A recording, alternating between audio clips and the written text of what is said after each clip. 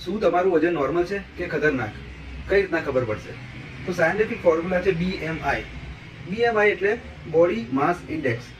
આની અંદર તમારી જે વજન છે એ અને તમારી હાઇટ મીટરમાં એ માપી અને પછી એનો એક ફોર્મ્યુલામાં મૂકવાથી એક આંકડો આવતો હોય છે ચોક્કસ, અને એ આંકડાના મેઝરમેન્ટ ઉપરથી આપણે નક્કી કરતા હોઈએ છીએ કે તમારો જે વેઇટ છે એ નોર્મલ છે કે 18.5થી ઓછો BMI આવે તો તે તમે જે હોવો જોઈએ એના કરતાં તમારો વજન ઓછો છે.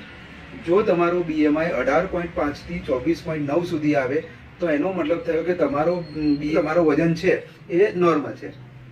જો તમારો BMI 24.9 થી 30 સુધી આવે તો એનો મતલબ કે તમારો વજન જે હોવો જોઈએ એના કરતાં થોડુંક વધારે છે, એટલે તમારે થોડી કાળજી લેવી જરૂરી થઈ જાય.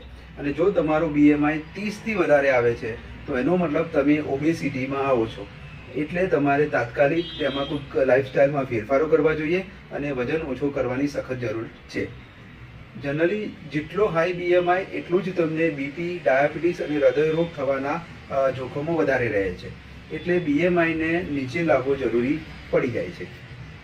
તમારે જો BMI માપવો હોય તો તમારું વજન અને તમારી હાઈટ સેન્ટીમીટરમાં માપી અને હું નીચે એક શીટ આપી દઉં છું, ગૂગલ શીટ છે, એની અંદર તમે એન્ટ્રી કરશો તો તરત તમારો BMI મેઝરમેન્ટ થઈ જશે અને સાથે સાથે તમે નોર્મલ, અંડરવેઇટ, ઓવરવેઇટ કે ઓબેસિટી આ 4 કેટેગરીમાંથી કઈ કેટેગરીમાં તમારું વજન આવે છે એ તમારું ત્યાં મેઝરમેન્ટ થઈ જશે.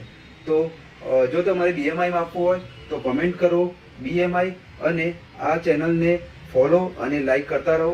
તમારા જે મિત્રોને BMI માપવાની જરૂર છે તે લોકોને જરૂરથી ફોરવર્ડ કરજો. Thank you.